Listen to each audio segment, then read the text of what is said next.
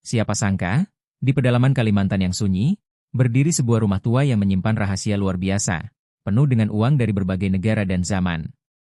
Bukan sekadar harta, rumah itu dijaga oleh 7 nenek misterius yang hidup sederhana, namun menyimpan masa lalu yang tak terbayangkan. Mereka bukan orang biasa. Mereka penjaga amanah sejarah. Saat ketamakan mulai menyerbu, nilai-nilai yang mereka pelihara menguji hati manusia. Apa arti kekayaan sejati? Kisah ini bukan tentang uang, melainkan tentang integritas, janji leluhur, dan warisan yang tak ternilai. Temukan kebenaran di balik legenda 7 nenek Kalimantan yang mengguncang nurani seluruh negeri. Suasana pagi di Desa Batu Kunyit, sebuah wilayah terpencil di pedalaman Kalimantan, berubah drastis ketika sebuah video berdurasi 1 menit 15 detik mengguncang dunia maya. Dalam video itu, terlihat seorang pemuda merekam rumah kayu tua yang dari luar tampak biasa. Namun ketika kamera bergerak ke dalam, terlihat lembaran uang tunai, baik rupiah maupun dolar, berserakan di lantai, menutupi meja, lemari, hingga terjebak di sela-sela atap. Tak perlu waktu lama, video itu meledak di TikTok dan Instagram, menjadikan rumah tersebut sebagai titik pusat keingintahuan nasional. Ribuan komentar memenuhi unggahan itu. Netizen bertanya-tanya, dari mana datangnya uang sebanyak itu? Siapa pemilik rumahnya? Bagaimana mungkin seseorang menyimpan uang tunai dalam jumlah luar biasa di tempat terpencil tanpa pengamanan? Warganet pun mulai berspekulasi, mulai dari harta warisan Belanda, hasil tambang ilegal, hingga pesugihan. Keviralan semakin gila saat YouTuber dan influencer tanah air berdatangan untuk membuktikan sendiri kebenaran video tersebut. Wartawan dari berbagai media nasional pun berdatangan dengan peralatan lengkap. Mereka menerobos jalur berbatu dan sungai kecil hanya demi meliput rumah kayu tua itu. Pemerintah desa dan aparat setempat mendadak sibuk mengatur lalu lintas kendaraan luar yang membanjiri jalan kecil menuju lokasi. Penduduk lokal pun mulai gerah, sebagian merasa terganggu, namun sebagian lain berharap kunjungan ini akan mendatangkan keberuntungan ekonomi bagi desa yang selama ini hidup tenang dan nyaris terlupakan. Rumah itu tampak sederhana, dinding kayu tua, jendela terbuka, dan tiang bambu sebagai penyangga dapur belakang. Namun yang membuatnya mencengangkan adalah bahwa rumah tersebut dihuni oleh 7 orang nenek tua yang jarang keluar rumah dan nyaris tak dikenal publik luar. Mereka tinggal bersama dalam rumah kecil itu selama bertahun-tahun, tanpa ada satupun yang tahu asal-usul mereka secara lengkap. Masyarakat sekitar hanya tahu bahwa mereka hidup rukun dan tak pernah meminta bantuan dari siapapun. Salah seorang warga setempat, Pak Johar, menceritakan bahwa para nenek itu terkenal sangat tertutup namun dikenal baik hati. Mereka kerap membantu warga dengan pengobatan tradisional, membagikan makanan, dan menenangkan perselisihan warga dengan tutur lembut. Namun, tak ada yang pernah diajak masuk ke dalam rumah. Bahkan ketika ada tamu desa, para nenek lebih memilih duduk di beranda dan berbicara seperlunya. Misteri rumah mereka selama ini dianggap biasa, sampai video viral itu mengubah segalanya. Polisi akhirnya turun tangan setelah laporan resmi masuk mengenai dugaan tindak pidana keuangan atau penyimpanan uang ilegal. Beberapa aparat mencoba masuk dan melakukan pemeriksaan awal. Namun, mereka dihalangi secara halus oleh para nenek yang menyambut mereka dengan sopan dan menyuguhkan teh manis serta kue tradisional. Anehnya, setelah 1 jam berbincang, para polisi itu justru keluar dengan wajah bingung dan menolak memberi keterangan lebih lanjut. Keanehan semakin menjadi ketika video lanjutan dari sang pemuda yang pertama kali memviralkan rumah itu diunggah.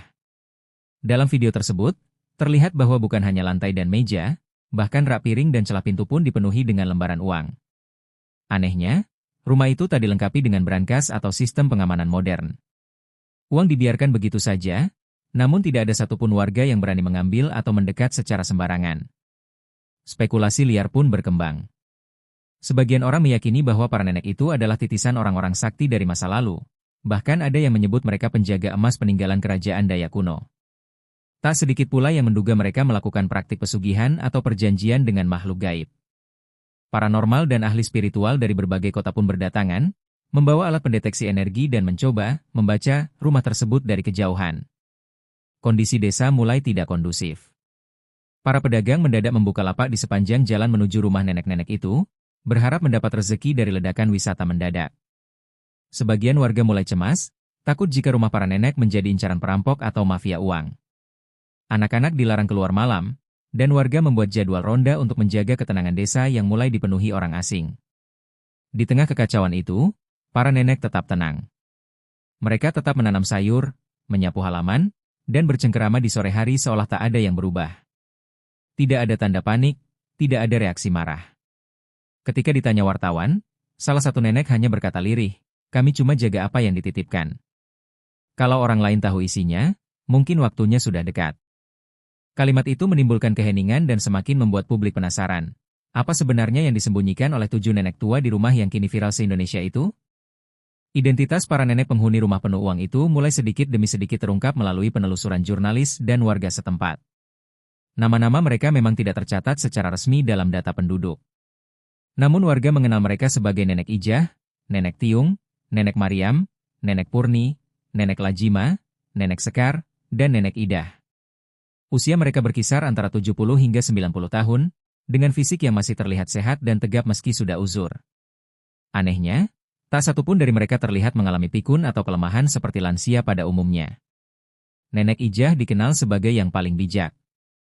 Ia sering menjadi juru bicara jika ada yang datang bertanya. Ia memiliki aura kepemimpinan yang tenang dan tutur kata halus yang membuat siapapun merasa nyaman.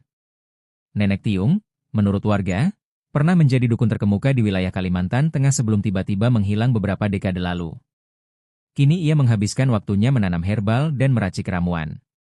Nenek Mariam diketahui sangat pandai membaca kitab kuno dan aksara asing, termasuk huruf Belanda dan Mandarin.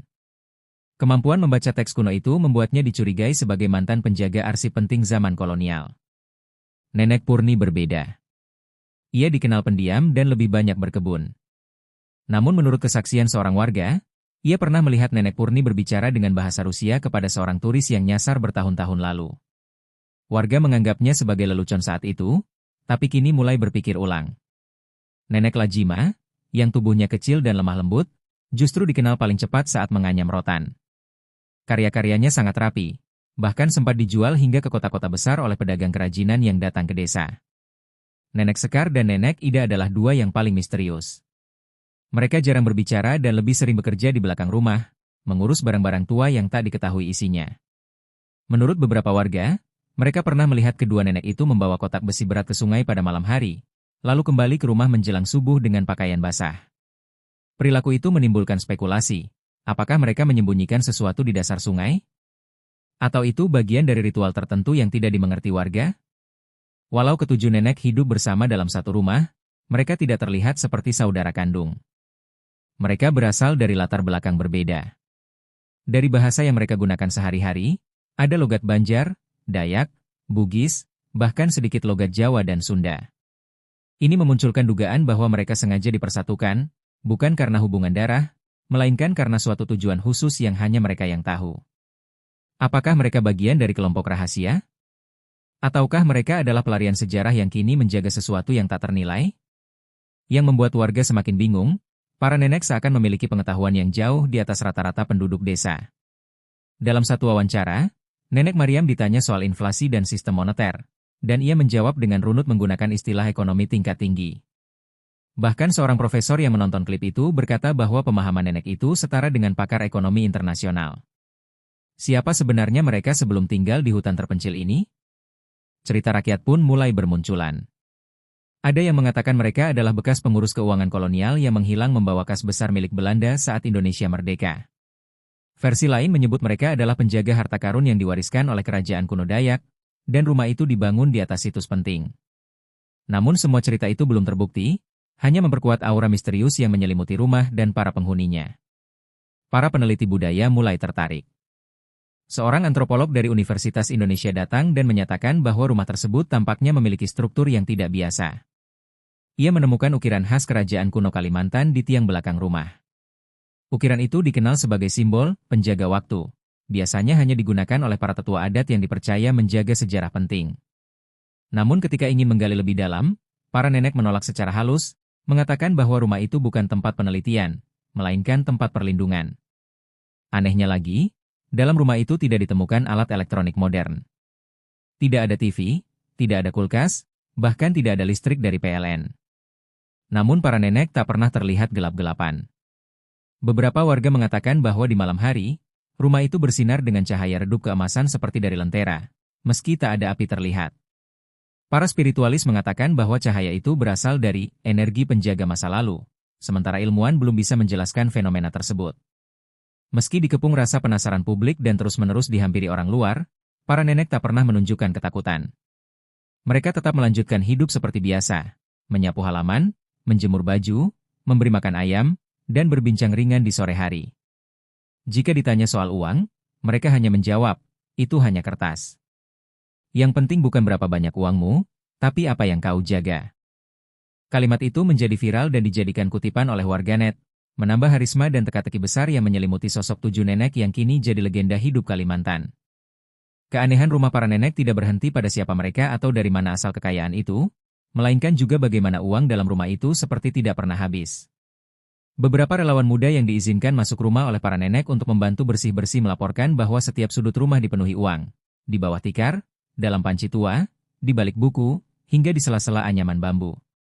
Bahkan setelah dikumpulkan dan dihitung dalam jumlah besar, keesokan harinya uang serupa muncul lagi di tempat yang sama, seolah tidak berkurang sedikit pun. Seorang mahasiswa akuntansi dari Pontianak mencoba membantu mengklasifikasikan uang-uang tersebut. Ia menemukan bahwa sebagian besar uang masih dalam kondisi baik, meskipun beragam tahun cetak, mulai dari era Soekarno, Orde Baru, hingga uang rupiah terbaru. Tak hanya itu, ia juga menemukan mata uang asing dari lebih dari 10 negara, termasuk dolar Amerika, euro, yuan Tiongkok, bahkan rubel Rusia. Tidak ada pola yang pasti, dan semua uang muncul secara acak, seolah rumah itu menjadi pusat keluar masuk uang dari segala penjuru dunia. Beberapa orang menganggap uang itu hasil dari kekayaan alam tersembunyi yang berhasil dikuasai para nenek secara diam-diam. Namun tak ada jejak aktivitas tambang, perdagangan, atau transaksi besar yang bisa dijadikan bukti. Tak ada rekening bank, tak ada dokumen jual beli. Segala bentuk dokumentasi resmi nihil, seakan uang itu muncul dari udara. Dugaan lain pun mencuat, apakah para nenek itu memiliki kemampuan supranatural yang bisa menciptakan atau menggandakan uang? Untuk menguji hal itu, sekelompok spiritualis dari luar kota melakukan ritual sederhana di sekitar rumah. Mereka meletakkan kamera tersembunyi dan sensor energi di beberapa titik. Hasilnya mengejutkan. Pada pukul 3 dini hari, kamera menangkap bayangan samar menyerupai kabut yang menyusup ke dalam rumah, lalu hilang begitu saja. Sensor mencatat lonjakan energi elektromagnetik yang tidak wajar. Sayangnya, ketika mereka mencoba mengulang eksperimen itu, para nenek justru menutup pintu dan tidak lagi mengizinkan alat-alat itu diletakkan di sekitar rumah. Salah satu paranormal terkenal bahkan mengklaim bahwa rumah para nenek adalah tempat jalur energi leluhur, yaitu titik pertemuan antara dunia manusia dan dunia gaib tempat ilmu-ilmu kuno tersimpan. Menurutnya, rumah itu bukan hanya tempat tinggal, tapi juga semacam gerbang atau peti sejarah yang disegel oleh para penjaga yang sudah berikrar menjaga keseimbangan dunia. Klaim ini membuat netizen terbelah antara percaya dan menganggapnya mengada-ada demi konten. Namun, hal yang paling mengejutkan terjadi saat 2 orang pemuda dari kota mencoba mengambil beberapa lembar uang dari halaman rumah.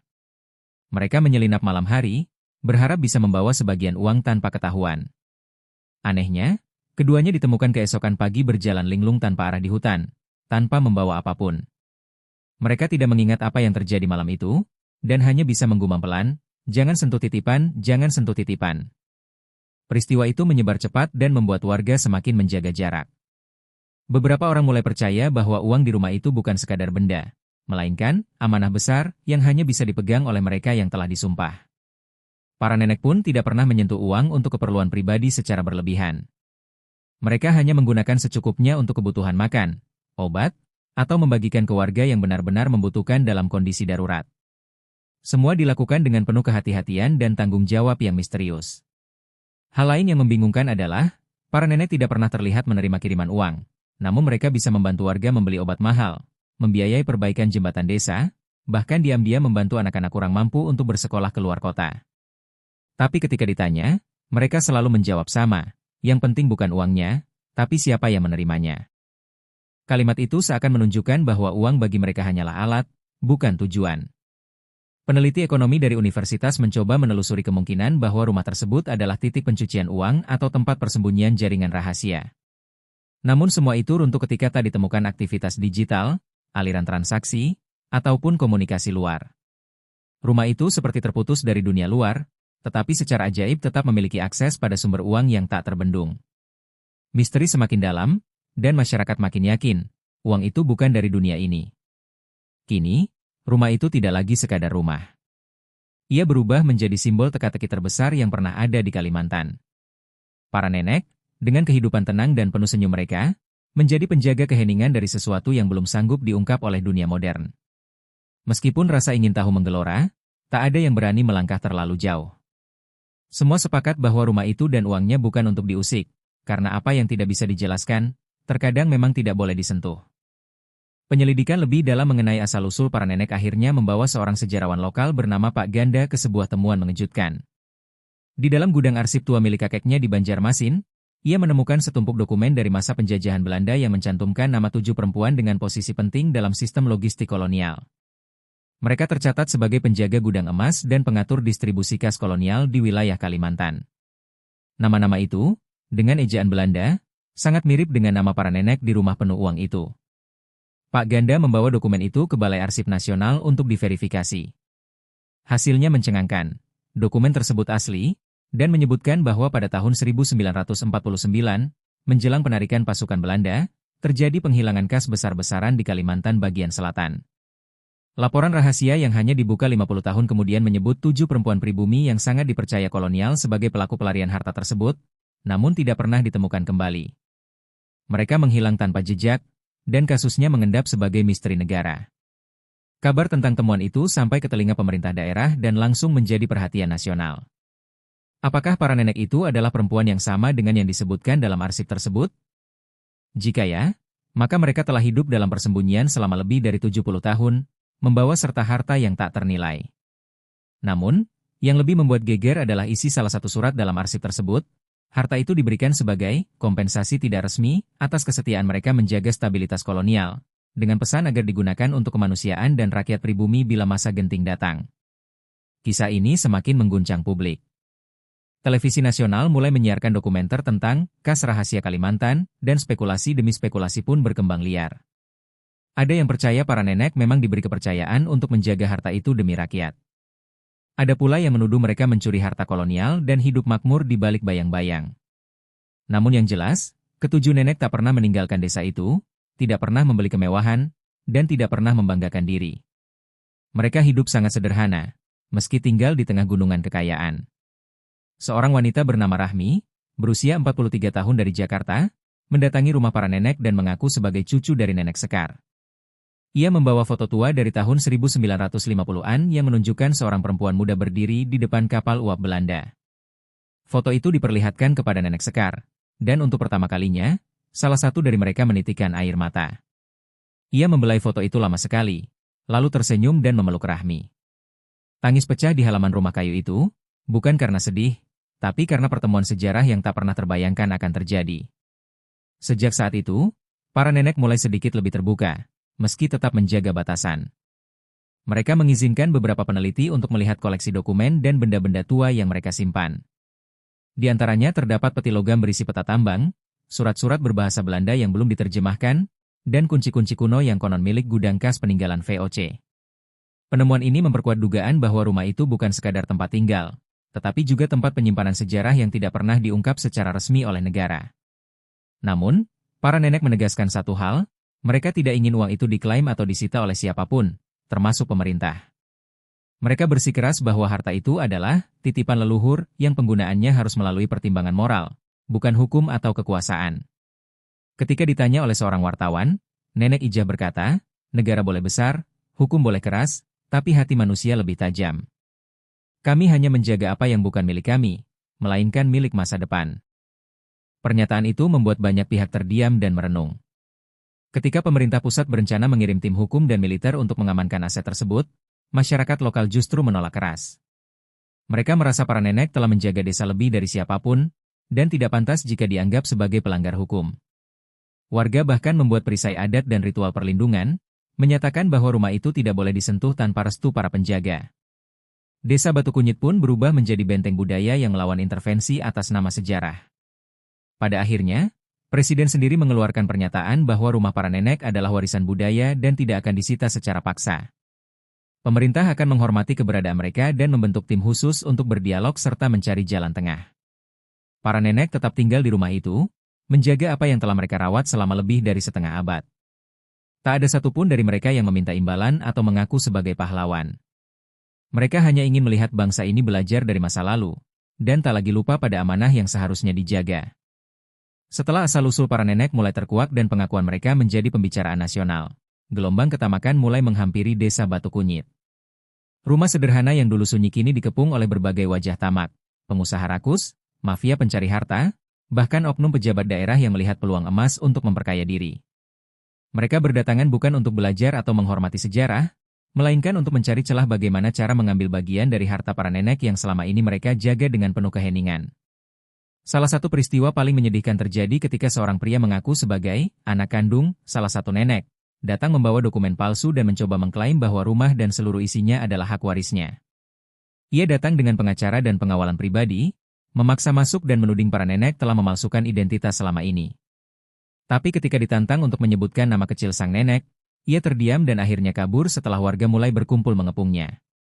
Dari situlah, warga mulai sadar, ketamakan bisa menyamar dalam berbagai bentuk, bahkan mengaku sebagai darah daging. Malam-malam di desa tak lagi tenang. Beberapa mobil asing parkir diam-diam di kebun warga, dan orang-orang mencurigakan berkeliaran di sekitar rumah nenek. Warga mulai curiga ada pihak-pihak gelap yang ingin melakukan aksi kekerasan atau pencurian. Maka dengan spontan, warga membentuk kelompok ronda malam, bergantian menjaga perimeter rumah. Tidak sedikit dari mereka yang membawa senjata tajam tradisional sebagai perlindungan. Para nenek tetap tenang, tetapi mereka tahu badai sedang mendekat, dan bukan badai yang berasal dari alam. Puncaknya terjadi ketika seorang pejabat kabupaten mencoba membawa surat perintah penyitaan rumah dan semua isinya atas nama negara. Ia datang dengan aparat berseragam dan niat menggertak. Namun, yang tidak ia duga, warga desa menolak mentah-mentah. Dengan suara bulat, mereka berdiri di depan rumah nenek dan menyatakan bahwa siapapun yang menyentuh rumah itu tanpa restu adat akan dikucilkan secara spiritual dan sosial. Bahkan kepala adat tertua turun langsung, menyampaikan bahwa tanah itu bukan hanya milik warga, melainkan dijaga oleh roh-roh leluhur yang tidak bisa disuap. Tak lama kemudian, kejadian aneh mulai terjadi. Pejabat yang datang dengan niat buruk itu dilaporkan jatuh sakit 3 hari setelah kunjungan, tanpa diagnosa medis yang jelas. Sopirnya mengalami kecelakaan ringan, dan ajudannya kehilangan seluruh file digital yang tersimpan di laptop saat akan mempersiapkan laporan resmi. Cerita ini menyebar luas, menimbulkan ketakutan dan menghentikan sejenak semua rencana perebutan paksa dari pihak luar. Desa kembali hening, namun suasana tetap tegang, seperti tenang sebelum badai besar. Sementara itu, beberapa tokoh agama dan pemuka masyarakat mulai angkat bicara. Mereka menekankan bahwa harta yang dijaga oleh para nenek bukan untuk dikuasai pribadi atau instansi, melainkan amanah sejarah. Dalam khotbah Jumat dan ceramah Minggu, kisah 7 nenek mulai disebut sebagai simbol integritas dan tanggung jawab moral. Bahkan sekolah-sekolah mulai membahas kisah mereka dalam pelajaran kewarganegaraan, sebagai contoh bahwa tidak semua orang tua-tua harus dipandang remeh, karena terkadang merekalah benteng terakhir dari nilai-nilai luhur bangsa. Namun tidak semua warga luar bisa menerima kenyataan bahwa harta sebanyak itu dibiarkan tertidur tanpa dipakai membangun jalan, gedung, atau proyek nasional. Sejumlah elit mencoba melempar wacana di media bahwa para nenek sebenarnya menyabotase pembangunan dengan menahan aset yang bisa digunakan negara. Tapi warga Batu Kunyit membalas tudingan itu dengan data. Para nenek sudah membantu pembangunan jembatan, klinik desa, dan beasiswa secara senyap sejak puluhan tahun lalu. Mereka tidak butuh publikasi, hanya keikhlasan. Masyarakat mulai mengembangkan sistem pertahanan spiritual dan budaya. Ritual adat dilakukan setiap bulan purnama, meminta perlindungan kepada roh-roh penjaga desa dan leluhur yang diyakini masih mengawasi. Para tetua menanam simbol perlindungan di 4 penjuru rumah para nenek, dan warga secara kolektif berikrar menjaga mereka dengan darah dan kehormatan. Ketika ditanya oleh wartawan, seorang pemuda desa berkata, "Kami lebih percaya pada 7 nenek itu daripada 1000 janji dari orang-orang bersetelan rapi." Tekanan dari luar pun perlahan mereda. Mereka yang datang dengan niat buruk seperti kehabisan tenaga atau mundur dengan sendirinya. Seolah ada dinding tak terlihat yang memantulkan energi ketamakan. Para nenek tetap hidup seperti biasa, menyapu halaman, membuat jamu, dan menjahit baju robek anak-anak desa. Dunia luar mungkin menilai mereka sebagai penjaga harta, tapi bagi warga Batu Kunyit, mereka adalah penjaga nilai. Kekayaan yang tak bisa dihitung dengan kalkulator, namun terasa di setiap jengkal tanah desa yang tetap damai. Namun satu hal menjadi jelas bagi semua pihak, apa yang dijaga para nenek bukanlah uang itu sendiri, melainkan batas moral antara manusia dan keserakahannya. Mereka telah mengajarkan kepada dunia bahwa kekayaan sejati tidak selalu harus diwariskan lewat surat atau bank, tapi bisa dijaga melalui keteguhan, kesetiaan, dan keberanian menolak kekuasaan yang tidak bermoral. Di era di mana segala sesuatu mudah dibeli, rumah tua itu berdiri sebagai benteng terakhir yang tak bisa dibeli dengan uang, karena ia dijaga oleh sesuatu yang lebih mahal, hati yang jujur. Hari itu langit batu kunyit mendung, namun bukan mendung biasa. Ada semacam suasana yang tak terucapkan menyelimuti desa. Para nenek mengumpulkan seluruh warga di halaman rumah mereka. Tanpa seremoni mewah, tanpa pengumuman resmi, ketujuh nenek duduk di tikar pandan, dan di hadapan mereka diletakkan sebuah peti kayu tua dengan ukiran Belanda kuno. Peti itu tampak rapuh dimakan usia, tapi ketika dibuka, semua yang hadir terdiam. Di dalamnya terdapat puluhan dokumen, gulungan peta, dan surat-surat bersegel lilin merah. Sebagian sudah menguning, sebagian masih terjaga dalam lapisan kulit tipis. Nenek Mariam, dengan suara lembut tapi lantang, mulai membacakan isi salah satu surat yang ditulis dalam bahasa Belanda, lalu diterjemahkan perlahan. Surat itu berasal dari seorang petinggi kolonial bernama Willem van Lens, tertanggal 1949, ia menyatakan bahwa seluruh kas yang diserahkan kepada 7 perempuan penjaga logistik adalah kompensasi kehormatan atas pengabdian mereka selama konflik. Surat itu juga menyebut bahwa dana tersebut bukan untuk Belanda, bukan pula untuk Indonesia yang saat itu belum stabil, melainkan untuk rakyat kecil yang membutuhkan perlindungan di masa depan. Sebuah amanah, bukan hadiah. Setiap lembar surat dibacakan, satu demi satu. Semua berisi pesan dan perjanjian bahwa harta itu tidak boleh digunakan untuk kekuasaan, perang, atau kemewahan pribadi. Ia hanya boleh digunakan bila rakyat benar-benar terancam kelangsungan hidupnya. Di antara dokumen itu juga terdapat surat dari seorang perempuan Belanda bernama Cornelia Visser, satu-satunya wanita dalam jajaran pengatur kas kolonial, yang secara pribadi menyerahkan kunci kas kepada para perempuan pribumi yang ia sebut lebih mulia dari seluruh pangkat yang pernah ia miliki. Tangisan pelan terdengar di antara warga, menyadari bahwa sejarah ternyata telah mencatat pengorbanan para nenek dengan cara yang tak pernah diketahui dunia. Para nenek lalu menyerahkan salinan dokumen kepada tokoh adat, kepala desa, dan perwakilan generasi muda. Mereka tidak menyerahkan uang, tidak pula harta fisik, melainkan nilai. Nilai bahwa kekayaan sejati harus diikat oleh moral, bukan keinginan. Dalam pidatonya yang sederhana, Nenek Ijah berkata, "Kami bukan pemilik uang ini. Kami hanya penjaga. Jika dunia sudah cukup bijak, mungkin kami akan pergi. Tapi jika dunia masih tamak, maka kami akan tinggal sampai generasi berikutnya lebih layak." Kalimat itu membuat hening semua yang hadir, bahkan para wartawan hanya bisa menunduk dalam diam. Momen itu menjadi titik balik. Desa tidak lagi menjadi objek pengawasan negara atau sasaran berita sensasional. Kini ia menjadi ruang belajar. Sekolah-sekolah mulai mengadakan kunjungan budaya, bukan untuk melihat uang, tapi untuk belajar langsung dari para nenek. Anak-anak muda duduk di beranda rumah mereka, mendengar cerita tentang zaman revolusi, tentang bagaimana menolak suap, tentang bagaimana menahan lapar demi menjaga janji yang tak terlihat. Generasi digital mulai mengenal makna disiplin, bukan dari buku, tapi dari pelajaran hidup nyata. Dokumen-dokumen itu lalu disalin dan disimpan dalam bentuk digital, namun tidak disebarluaskan ke publik.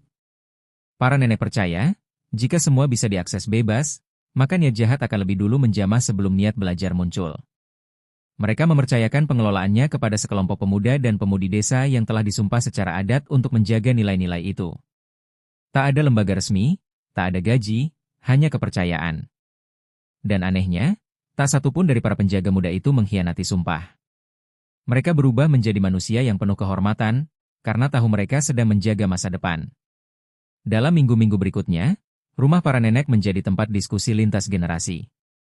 Mahasiswa, peneliti, bahkan para pemuka agama datang bukan untuk mencampuri, melainkan untuk belajar. Mereka ingin tahu bagaimana mungkin 7 perempuan tua yang tak dikenal sejarah resmi bisa mempertahankan integritas di tengah dunia yang bergantung pada uang. Tak ada jawaban yang pasti. Hanya satu kesimpulan, mereka dijaga oleh sesuatu yang lebih kuat dari senjata atau kekuasaan, yakni keyakinan pada sumpah lama. Pemerintah pusat, setelah melalui dialog panjang, akhirnya menyatakan rumah para nenek sebagai zona amanah nasional, status hukum khusus yang melindungi mereka dari intervensi administratif dan ekonomi.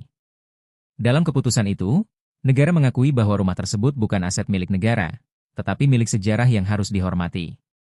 Tak ada pajak, tak ada penyitaan, dan segala bentuk pendekatan politik dilarang secara hukum. Ini menjadi sejarah baru, pengakuan terhadap moral di atas undang-undang. Namun para nenek tetap bersahaja. Mereka tidak menganggap diri mereka sebagai tokoh besar, apalagi pahlawan. Mereka masih berjalan di tanah tanpa alas kaki, masih menanam sayur, dan masih menyuapi anak-anak desa yang menangis karena demam. Jika ditanya, mereka hanya menjawab, kami ini tak lebih dari jembatan. Kalau kalian sudah bisa menyeberangi sendiri, jembatan boleh rapuh, boleh hilang. Dan mereka benar, karena kekuatan sejati bukan pada tubuh, tapi pada warisan jiwa. Sejak saat itu, masyarakat Indonesia mulai sadar, tidak semua harta harus diwarisi dalam bentuk fisik. Ada kekayaan yang hanya bisa diwariskan melalui contoh. Dan 7 nenek itu telah memberikan lebih dari sekadar uang. Mereka telah mengajarkan cara hidup. Sebuah pelajaran dari masa lalu yang datang di saat dunia nyaris lupa pada kemuliaan, di saat uang menjadi tuan, dan nilai menjadi pelayan. Namun tidak di batu kunyit. Di sana, justru nilai yang menjadi raja, dan uang hanya debu yang dijaga oleh mereka yang mengerti arti kepercayaan. Pagi itu, kabut tipis menyelimuti desa Batu Kunyit. Aroma tanah basah bercampur embun menyatu dalam keheningan yang sakral. Para warga berdiri berjajar di pinggir jalan desa, wajah mereka penuh harap dan rasa syukur. Hari itu bukan hari biasa. Sebuah upacara adat sederhana akan digelar untuk memperingati 7 dasawarsa para nenek menjaga amanah yang tidak hanya berbentuk harta, tapi nilai kehidupan. Namun yang tak diketahui siapapun, hari itu juga akan menjadi momen terakhir para nenek memperlihatkan diri bersama dalam satu tempat. Setelah seluruh warga berkumpul, ketujuh nenek keluar dari rumah mereka. Tubuh mereka tetap tegap, langkah mereka perlahan namun pasti. Mereka mengenakan pakaian adat berwarna putih dan selendang merah tua di bahu, warna yang oleh para tetua desa diyakini sebagai simbol penjaga nadi peradaban. Di tangan mereka masing-masing tergenggam satu benda pusaka, sebuah batu kecil, koin tua, kain warisan, dan segenggam tanah dari 4 penjuru desa. Benda-benda itu akan diberikan kepada para penjaga muda desa sebagai simbol peralihan tanggung jawab. Sebelum prosesi dimulai, Nenek Ijah berdiri di tengah dan berbicara pelan namun dalam, kami bukanlah pemilik. Kami hanya pelayan dari sebuah titipan. Kini saatnya kalian melanjutkan. Jagalah dengan hati, bukan dengan syarat. Jangan diwarisi karena darah, tapi karena nilai. Kalimat itu menjadi kutipan abadi yang dicetak oleh berbagai media dan dibagikan di seluruh media sosial. Tapi makna kalimat itu hanya bisa dipahami sepenuhnya oleh mereka yang hadir langsung di sana, yang menyaksikan dengan mata kepala sendiri betapa warisan sesungguhnya tak pernah berbentuk fisik. Setelah prosesi usai, para nenek kembali ke rumah mereka dalam diam. Warga bersalaman satu persatu, seolah tahu bahwa momen ini tak akan terulang. Malam harinya, suasana desa sangat hening. Tidak ada suara jangkrik, tidak ada anak-anak bermain, hanya ketenangan mutlak yang seperti menyelimuti seluruh alam. Dan keesokan harinya, rumah para nenek ditemukan kosong. Tidak ada satupun dari mereka yang terlihat. Tak ada jejak perpisahan, tak ada barang hilang, tak ada tanda kepergian. Rumah itu masih lengkap, dengan tumpukan uang tetap berada di tempatnya. Warga terdiam. Tidak ada yang panik, tidak ada yang ribut. Semua seolah paham bahwa para nenek sudah menyelesaikan tugas mereka. Sebuah upacara kecil dilakukan untuk menghormati kepergian mereka, bukan sebagai kematian, tapi sebagai pelepasan jiwa-jiwa penjaga. Rumah itu tidak dikunci, tidak ditutup, tetapi juga tidak ada yang berani masuk sembarangan. Ia menjadi ruang suci, bukan karena uangnya, tapi karena cerita dan nilai yang hidup di dalamnya. Tahun-tahun berlalu. Desa Batu Kunyit berubah menjadi pusat pendidikan etika dan budaya. Universitas, sekolah, bahkan pemerintah mengirim perwakilan untuk belajar di sana. Bukan untuk mencari harta, tapi mencari pelajaran. Para pemuda yang dulu dititipkan amanah kini menjadi tokoh masyarakat. Mereka hidup sederhana, namun disegani. Tak ada yang hidup mewah, karena mereka tahu, mereka bukan penerus uang, melainkan penjaga nilai. Dan nilai tidak bisa diwarisi melalui rekening bank, melainkan melalui keteladanan. Rumah para nenek kini dikenal sebagai rumah warisan tak ternilai.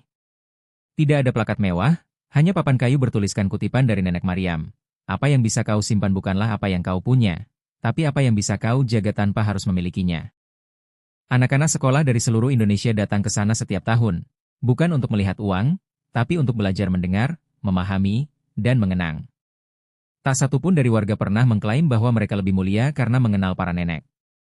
Justru mereka merasa dihormati karena diberi kepercayaan oleh sejarah. Bahkan hingga kini, tidak ada satupun yang berani mengambil satu lembar uang pun dari rumah itu, meski mereka tahu bahwa secara hukum, tak ada yang mengawasi. Mereka hanya diawasi oleh nurani, dan itulah warisan terbesar yang ditinggalkan 7 perempuan tua dari Kalimantan. Kini, kisah mereka menjadi legenda. Tidak seperti dongeng, tapi juga tidak seperti laporan resmi. Ia hidup di hati, di kisah lisan, di napas kehidupan desa yang perlahan mengubah dunia. Dunia yang sebelumnya hanya tahu mengejar kekayaan kini perlahan belajar menjaga nilai. Dan semua itu dimulai dari 7 nenek tua, dari rumah sederhana, dari hutan Kalimantan yang jauh dari sorotan. Tapi dari situlah, warisan tak ternilai itu lahir, dan tak akan pernah hilang. Kisah 7 nenek tua di pedalaman Kalimantan bermula dari sebuah video viral yang mengguncang Indonesia. Sebuah rumah kayu sederhana yang ternyata penuh dengan uang tunai dari berbagai negara dan zaman. Kejadian itu menarik perhatian publik, media, dan pemerintah. Dari sinilah misteri mulai terkuak. Rumah tersebut dihuni oleh 7 perempuan lanjut usia yang selama puluhan tahun hidup tersembunyi, menjaga sesuatu yang jauh lebih besar dari sekadar tumpukan uang. Mereka menjaga sejarah, nilai, dan kehormatan. Dalam proses pengungkapan identitas mereka, diketahui bahwa ketujuh nenek tersebut bukan orang biasa. Mereka adalah para mantan penjaga logistik kolonial, yang pada masa-masa transisi kemerdekaan diberikan amanah untuk menyimpan kekayaan kas terakhir Belanda yang tidak sempat ditarik. Namun alih-alih menyalahgunakannya, mereka memilih untuk menghilang dari catatan sejarah dan menjaga harta itu demi kemanusiaan. Bertahun-tahun mereka hidup dalam keheningan, membantu warga miskin secara diam-diam, mendanai pembangunan desa, dan menjaga nilai kejujuran di tengah dunia yang semakin rakus. Ketika kisah mereka mencuat, gelombang ketamakan pun datang. Dari mafia, oknum pejabat, hingga pemalsu silsilah keluarga, semuanya mencoba merebut apa yang mereka kira harta karun. Namun rumah itu tidak dapat disentuh oleh tangan kotor. Setiap upaya yang tidak tulus akan digagalkan oleh kekuatan yang tidak bisa dijelaskan secara logika, baik itu kekuatan adat, spiritual, maupun kepercayaan yang tertanam kuat di hati para warga. Warga Batu Kunyit berdiri sebagai perisai hidup, menolak siapapun yang datang dengan niat serakah. Di tengah gempuran kepentingan luar, para nenek justru memberikan pelajaran paling penting. Mereka membagikan nilai, bukan kekayaan. Lewat dokumen-dokumen kuno dan surat-surat bersejarah, mereka menunjukkan bahwa uang hanyalah titipan yang hanya boleh digunakan untuk tujuan luhur. Mereka menyerahkan amanah itu kepada generasi muda, bukan karena garis darah, melainkan karena hati yang jujur dan siap menjaga nilai. Dan dengan penuh keikhlasan, mereka pun menghilang tanpa jejak, seolah tugas mereka telah usai. Seiring waktu, desa Batu Kunyit bukan lagi tempat terpencil. Ia menjadi pusat moral, sekolah kehidupan, dan cermin integritas di tengah dunia yang mulai lelah dengan janji palsu dan kerakusan. Rumah para nenek tidak dijadikan museum, tidak pula dijarah. Ia tetap berdiri sebagai simbol, dikelilingi oleh keheningan yang menyimpan ribuan cerita. Tak ada satu lembar uang pun yang hilang, karena tak seorang pun berniat memilikinya. Mereka hanya ingin menjaganya, seperti yang dilakukan oleh 7 nenek selama lebih dari 7 dekade.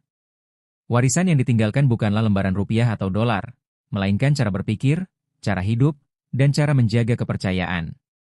Di era ketika semuanya bisa dibeli, kisah para nenek membuktikan bahwa masih ada hal yang tak ternilai, yang tak bisa diukur oleh materi, ketulusan, keberanian, kejujuran, dan kesetiaan pada amanah. Warisan sejati adalah ketika nilai-nilai itu hidup di dada generasi berikutnya, terus berdenyut meski sang penjaga sudah tiada. Dan kini, kisah mereka abadi. Dari sebuah rumah di jantung hutan Kalimantan, lahir legenda yang mengingatkan bangsa ini tentang akar moralnya. Bahwa kekayaan yang paling sejati bukanlah apa yang ditumpuk di brankas, tapi apa yang dijaga oleh hati manusia. 7 nenek telah pergi, tapi nilai yang mereka tanamkan tumbuh subur, menjalar ke seluruh penjuru negeri, menjadi warisan yang tak akan pernah ternilai oleh waktu.